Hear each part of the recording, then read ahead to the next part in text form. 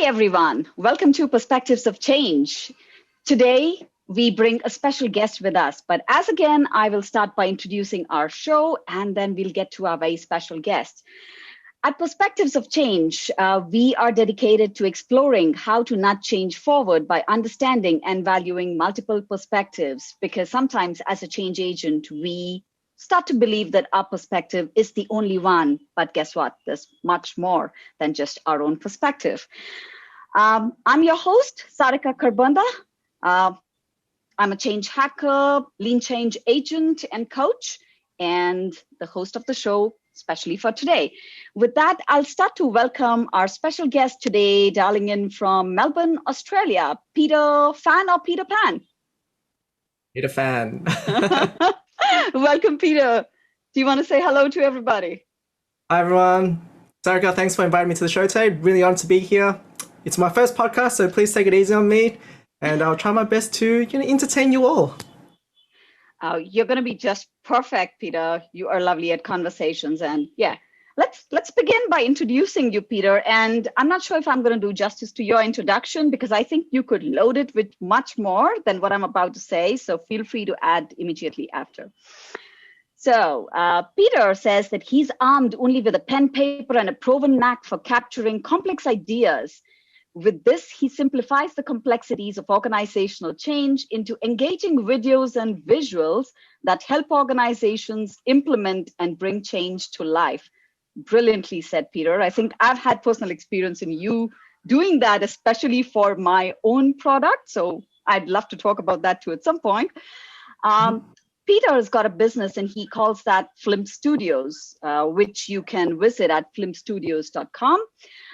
So at Film Studios, Peter has worked with a wide range of big and small organizations to clarify and help implement their change initiatives, whether it's a company-wide transformation or an overdue IT upgrade. You've helped them all to get visual. Would you like to add something, Peter, to your own introduction? Look, I think that was a pretty good summary.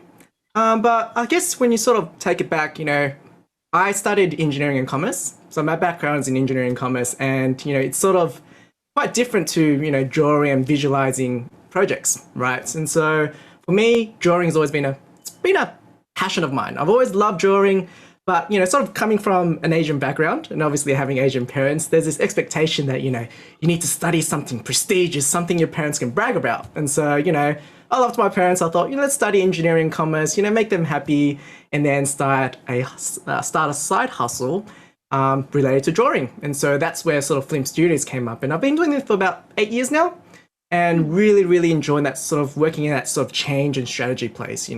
Really being able to sort of visualize those change projects and those strategies, and really trying to help people clarify their message. That's the goal, really. It's interesting you mentioned that. Reminds me of, I think it's we'll come to what visualization and change means for you. Just reminds me of an article that Harvard Business Review had mentioned some time ago, probably 2015 or 16, and they said that visualization is probably going to be the new prerequisite that every manager in an organization should have, and whatnots, right? And here we are talking about your speciality, I would say, cutting through the noise and bringing your change to life. With that, I'm going to throw my first question at you. Why is visualization so important to you? And what does change mean to you? Okay, two questions, but go for it. All right, so visualization for me, there's two aspects to it. The first is it's about clarifying your message, right? So a lot of the communication nowadays, it's there's a lot of emails, a lot of noise, a lot of text-based mediums. And when you visualize something, you're essentially making it easier for people to understand because you're breaking all those texts that people have to read into a nice visual, right? So if you think about a graph and data, you've got data, table full of all these numbers, which doesn't really mean much if you look at it as a whole, but then if you convert it into a pie chart, that means a lot more, a bar chart or whatever, some sort of graph, that means a lot more. And so visualizing your comms is essentially the same concept. You're getting all that text information, you're pulling out all the key points, and you're turning it into a really, really nice story. And that links pretty well to the concept of change, because for me, change means, well, you're in a current state and there's something that you want to improve, or you're unhappy about something, or there's some sort of challenge or problem, and you're trying to change that to achieve a better outcome, right? So that's the future desired state. It's similar to the ProStar model, current state, future state, and then in the middle, you've got your strategy or how you're going to get there.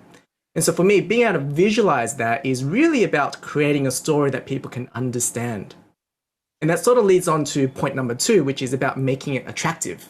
Visualization makes things more attractive, right? You've got one aspect, which is about clarifying the message, making people understand better. But the other aspect is that making it people want to look at it. If you gave people a textbook and you gave people a movie, most of the time people are probably going to choose the movie, or even a book. Like, let's say it's a book, Harry Potter, for example, some people might want to read it. I think if you read it and your average reader, it'll probably take you about 8 hours or so, maybe a bit longer. But if you watch the movie, it's done in like 2 hours, right? And through that, you understand all the key concepts. You're not going to cover every single thing that's in the book, but you overall know what the story is. And if you wanted to find out more, you could go into the book after. So that's the concept, really. It's nice how you related into change and get it through storytelling. And it kind of brings, I think, stakeholders and participants in change, kind of invites them to participate in a dialogue, more like a conversation rather than anything else, because it's no longer like a structured process. It's more like, hey, is this also what you think? Why don't you bring your perspectives in? And just probably builds a good platform for collaboration. Correct. And when you sort of build this story, most of the time it's your project sponsor or your project executive's vision. But then because you go through so much stakeholder engagement, everyone has their sort of input. And so you might find that as part of this sort of visualization process, you'll be able to help each other sort of prioritize what are the key messages, what are the key challenges we're expecting, what are the key sort of outcomes we're trying to achieve, and how we're going to get there. And because you can't fit everything in that sort of one picture or visual, it really works your brain a bit, especially with all the different stakeholders involved. Oh, wonderful. So here's the follow-up bit. Why cartooning for change? Because I could do visualization with storytelling, infographics, and there's so many approaches, sketchnoting, pretty much anything. What's with cartooning for change? I think the reason why I use cartoons is because it's fun, right? It's different, and it brings it back to sort of like childish elements to it. If you think about your typical communication, there's a lot of digital art, like, what I like to call sort of vector arts and icons. You see a lot of icons and they're really nicely designed, and you've got, really nice text-based communication and, nice PowerPoints and whatnot. But then when you start implementing cartoons, it sort of breaks down that sort of barrier. There's like a sort of defense mechanism where you go, oh, just another communication, just another email, just another icon. Once you see the cartoon, you sort of automatically, oh, what's this? This is a little bit different. I haven't seen cartoons communicate in my organization before, because no one does it, right? Once in a while you'll see it, and then you'll be sort of, oh, that's interesting. And then even if you don't like it, even if you absolutely hate it, you'll still look at it. In which case you've already achieved your goal, in which case that person who hates that cartoon has still watched or read your cartoon or looked at it. So tick. Oh, I love that idea. I mean, also reminds me of workshops that I see stakeholders, senior stakeholders, right? They're playing with Lego, and that is like, gets the childlike behavior out of people, but still is building something. And I see that relation now with you mentioning it in reference to cartooning for change. So I know we've been in a pandemic all of last year, and things have also gone more global, Peter. So would you see a lot of people, organizations globally now, probably, or maybe just, relevant in your area where you're staying in Australia, moving towards this kind of cartooning for change, or looking for these, just moving the needle from slabs of text to cartooning for change? How do you see it? Definitely, I've seen an uptake in that. In terms of not cartoons, I think people aren't at sort of the cartoon aspect yet, because when I think of cartoons, I think they're thinking, drawing a masterpiece, right? Drawing the best cartoon you can make and trying to make it look really, really nice. And because I can't draw cartoons, they're not going to even bother or think about it. Whereas, when I think about cartoons, I'm thinking more, drawing, very, very basic elements, enough to be able to communicate. And then if you wanted to sort of take that further, you can take it to your studio team or whatever and get them to sort of polish it up. But in terms of, visualization, I think that's definitely something that's, improved over time. You see people learning about, For example, Sharon Connolly, who's doing amazing work in that sort of visualization space. She's creating all these awesome templates and making it really, really easy for people to present the information in a nice and engaging way. So kudos to her. She's doing some amazing work there. And I think a lot of people are sort of appreciating the aspect is that if you don't make it attractive, if you don't visualize it, and if it doesn't look good, people aren't going to be inclined to read it or digest the information. And that's why marketing exists, right? If you think about marketing, the whole industry is about making the organization look good from an external perspective, but you don't see a lot of people focusing on the internal branding. How do you should be using that sort of the marketing techniques internally so that people are more inclined to look at your work. So all those documents that you produce internally, I think, if you make it look more attractive, more engaging, more visual, chances are you're going to get more people absorbing all the information or trying to understand it. Yeah, I love what you say about using those techniques also internally, because we forget that our employees are also our brand ambassadors. And with them consuming that information, it's also going to go out externally automatically. Love that quote that you bring out. So maybe here's another question. You've been working at lots of small, medium, large customers and organizations. You've been sharing your stories with me. I think it'd be great to share some kind of challenges that you've probably seen trending with your customers in general while they want to move to this kind of visualization approach. And maybe if you can share a story, and feel free to not share a customer name, and we're okay with that, but would be great to hear a story from you. Sure. I guess the biggest challenge has been that when you're trying to visualize something, there's a lot of information that you're trying to sort of break down into its various sort of basic elements, right? You've got lots of challenges that you're experiencing. You've got lots of outcomes benefits you're trying to achieve, and you've got lots of strategies. And so, when you go through the process of visualizing, you'll find that you can't fit everything. I sort of mentioned this before. You can't fit everything. And so what I always do is, because when I'm visualizing, most of my work is sort of in the animation space. So I actually create an animation video of their sort of strategy or vision. And as part of that, I always say, try to limit your script to 400 words, 500 words maximum. And so when you try to script everything down to 400 words, which equates to roughly 3.5 minutes, 4 minutes, you'll find that there's not a lot of things that you can fit in there, and you're trying to link all these different elements together. And so when I'm trying to help people sort of communicate their strategy or their vision, there's sort of 5 things that I like to highlight. The first is the current state. So, what are the challenges that you're trying to address?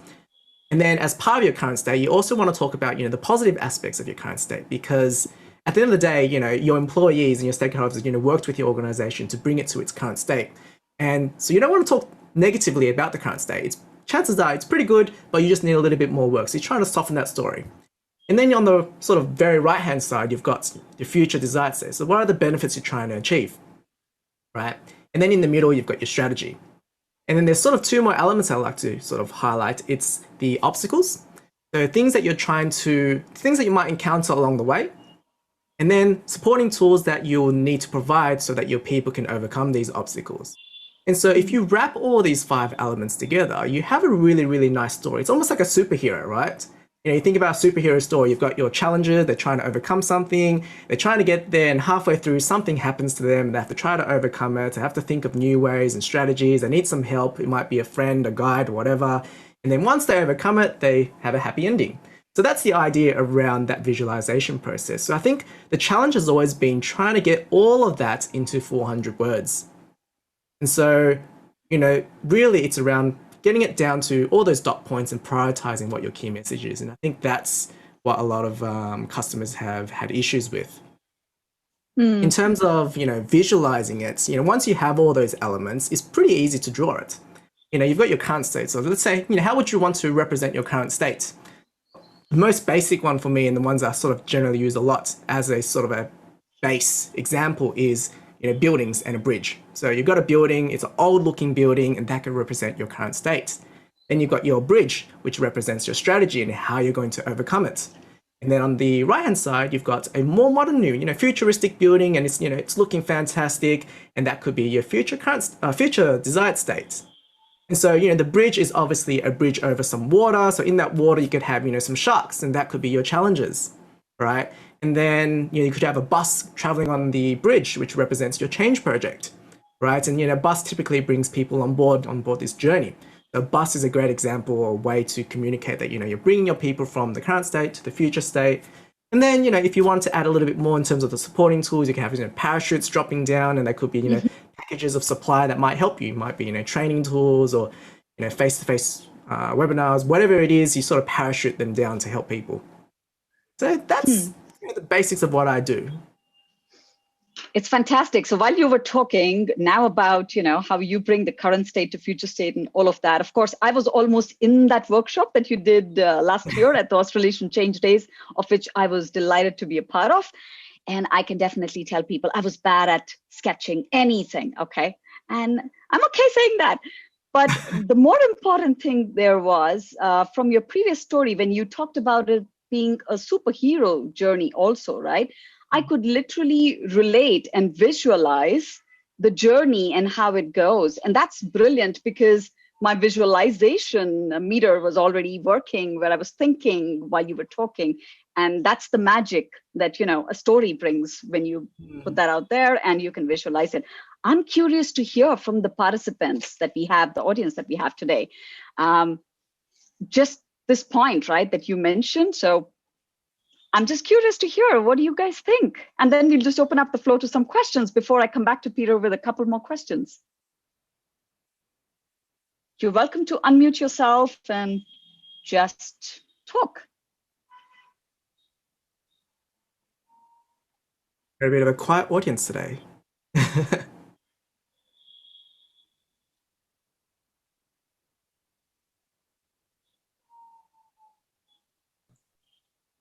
Who's going to go first? That's always the question. I was kind of keen to see some, I could go onto your website, to be honest with you, and have a look at some of your examples.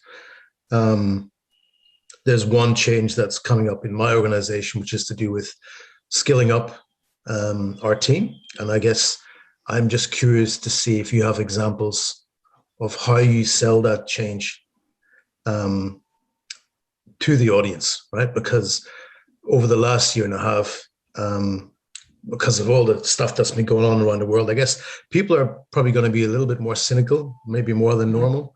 And I would just want to make sure that this change sticks, right? And that we've got, for want of a better word, a whole bunch of little advocates running around saying, this is going to be awesome, right? So I'm just curious to see what ideas you have or examples of how you've managed to help make changes like that successful. Yeah.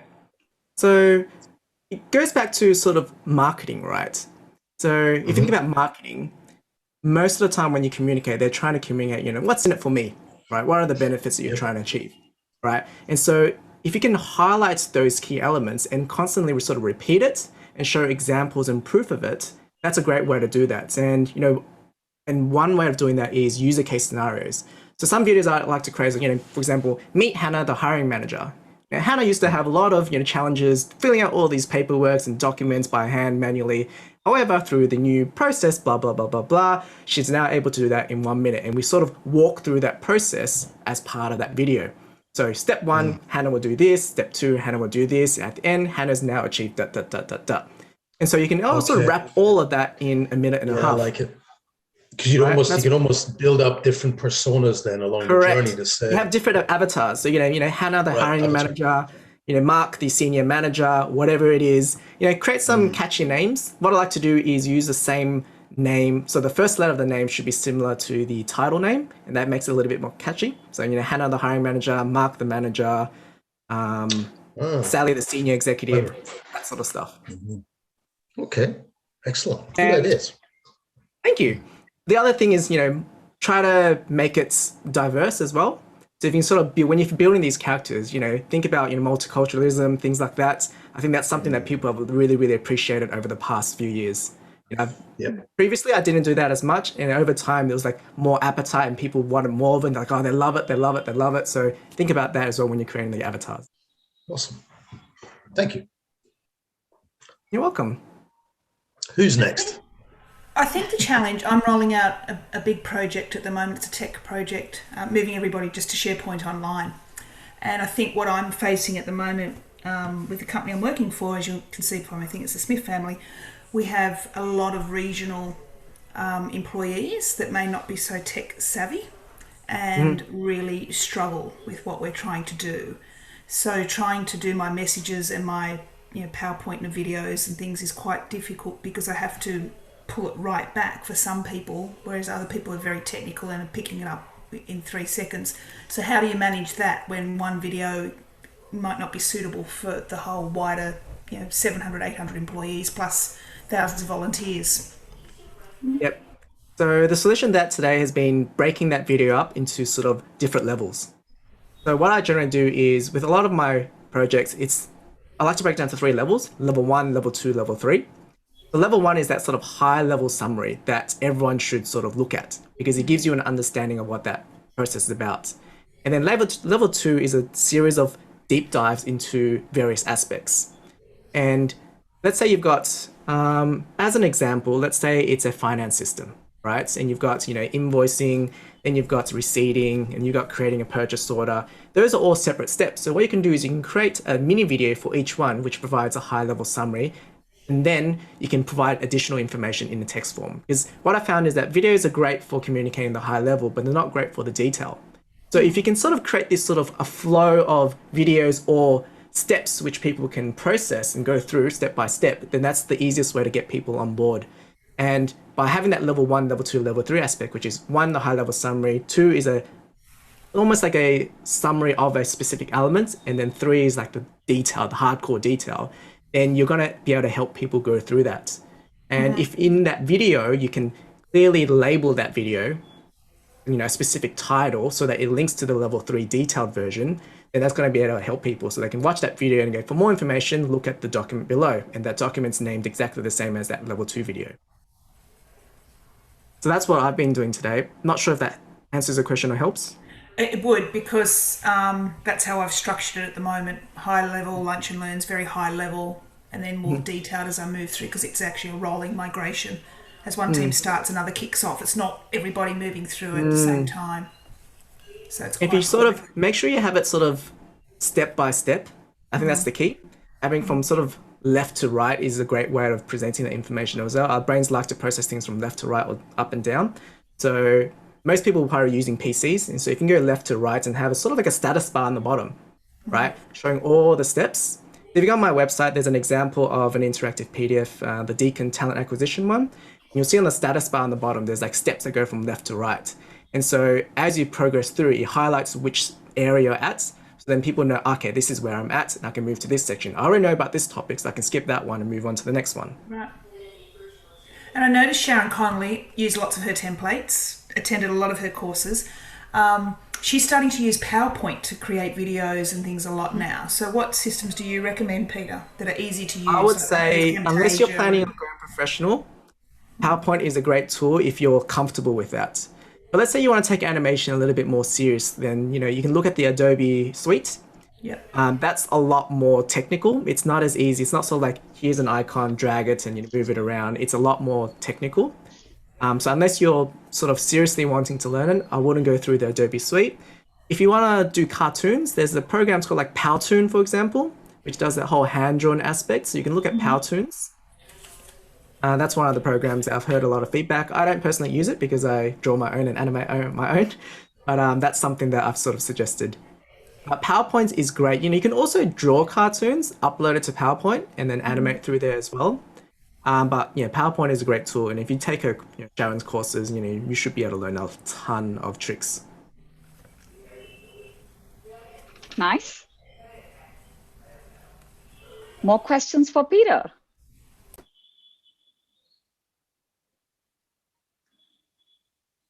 Peter, could you just add that name to the chat? That's Jason's question there. Powtoons, did you say? Adobe okay. Suite.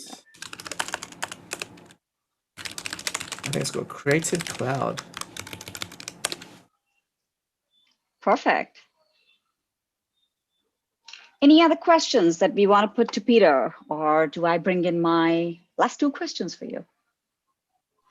I have a question. Go for it. I was just wondering if you have, I guess, not so much like a checklist. If you're trying in one animation or one storytelling or whatever it may be to cover a very diverse range of end users, so people that range, I guess, perhaps in age, even gender diversity. And to give you an example, I work within the railway, so we've got a group of people that are sort of very new to a lot of the technology that we're bringing in, but then we've also got a very large portion of our workforce who are perhaps more of a mature age group and very sort of set in their ways. So if you're looking to, like what would be a sort of checklist to make sure, if you will, to try and cover off as best you can within that story, that wider, diversity lens that you talked about before? So in terms of that, I think there's no real checklist because every organization is going to be quite different. What I'd sort of do is, speak to your project managers, speak to your stakeholders, and, get them to come up with the examples. Because you can come up to, anywhere between, 4 avatars all the way to 10 avatars. And you'll find that as you circulate that image around, people go, hey, we're missing something, or let's add this. And you'll find that the creativity starts opening up once you show them an example of what you're trying to achieve. So I'd say let your people sort of work out what those examples could look like and what they should be wearing, what kind of clothes, for example, what kind of clothes should they wear, hard hats, high vis, or, in an office, should they wear a tie, no tie? Don't assume things. Just let your people sort of work out what they want to see, because the more power you give to them in terms of creating those images, the more ownership they'll have of the picture. Cool. Thank you. Yeah, I love that last statement. It's all about co-creating the change with the people impacted by it. So it's brilliant. You can give them hints, you can give them ideas, but then let them come up with the actual idea. So as an example, I might say, look, here's a current state, here's a future state. Think of a vehicle.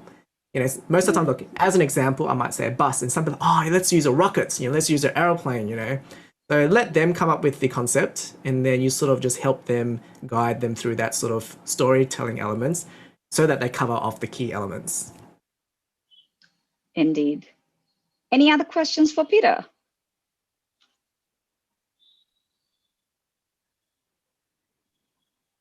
Okay, here's my question, Peter. And I've been waiting now to ask a couple questions. Sure.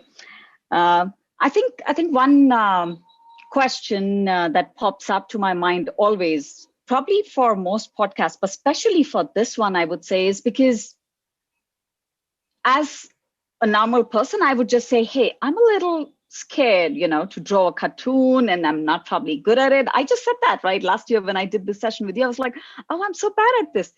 That would be a normal human reaction. Oh, I don't think I'm great at this. So that's my challenge and whatever. Now, I've heard Peter, it sounds like I can do this, but if I have to do this, what's like a key message that you can leave for people, to take away from visualization? How do they cut through the noise and bring change to life? I think the key message is you're not trying to draw to impress, right? Don't try to draw to impress. Draw to communicate, right? So if you're trying to draw a happy person, right? Don't try to draw a person with hair, nose, ears, clothes. Just draw a circle, 2 eyes, and a smiley mouth, right? That's all you need to demonstrate that a person is happy. Think about your mobile phone and the emoticons you have, right? Those are just simple images that portray different feelings, and people can understand what you're trying to portray simply by putting an emoticon, right? You put a party hat on, and people know you're celebrating something, or you put a high five. Just use simple images to communicate. Don't try to impress.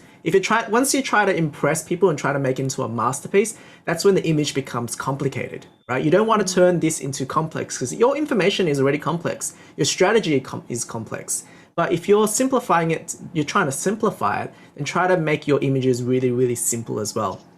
So if you go on my website and have a look at my examples, all my cartoons are really, really basic characters. I don't try to, add anything fancy to them.